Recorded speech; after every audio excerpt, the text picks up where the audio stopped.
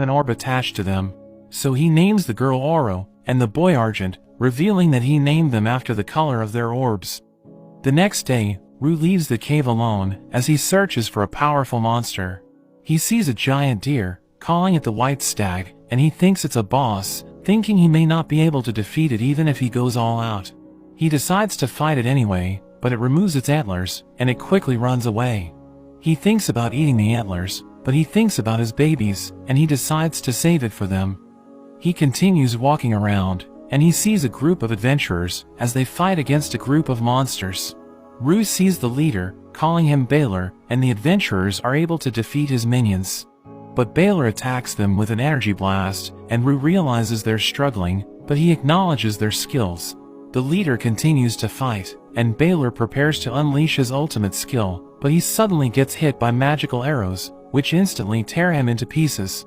Rue approaches Baylor's remains, as he thinks about storing it in his item box, but the adventurers prepare to fight him, thinking he's a threat.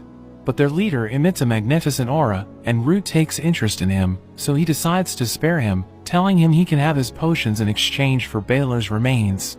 The man agrees to this, so Rue puts Baylor in his item box, and he starts walking away, as the adventurers start talking about him, thinking he's an interesting creature. But the leader reveals that he has an ability called Voice of Death, and it told him that Rue could have wiped out his party.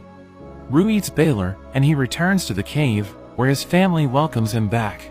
He gives the White Stag's horn to his children, allowing them to improve their stats, and he tries eating it with Rubelia, and they both obtain strange abilities. Rubelia reveals that she got a new job called Stellum Eater, but Rue realizes that the White Stag is incredibly powerful, knowing he isn't strong enough to tame it. Rue goes to sleep, and the system informs him that his level is maxed out, asking him if he wants to evolve into an Apostle Lord. So he agrees to evolve, and he obtains special abilities, but there's suddenly an error message, telling him he still needs to meet certain conditions to unlock a new set of skills. The next day, they continue their journey, but they realize that Emery and Spinel are pregnant. Rue already knows what to do, so he tells them they're going to set up camp, and we see that they're able to deliver their babies. Emery's son is a high orc, while Spinel's daughter is human, and everyone realizes she's smaller. They rest in a place called Purgatory, as Ellis wears a disguise, thinking everyone will recognize her, because they're already close to the capital. The girls rest at the inn, as Rue leads the others to the Adventurers Guild.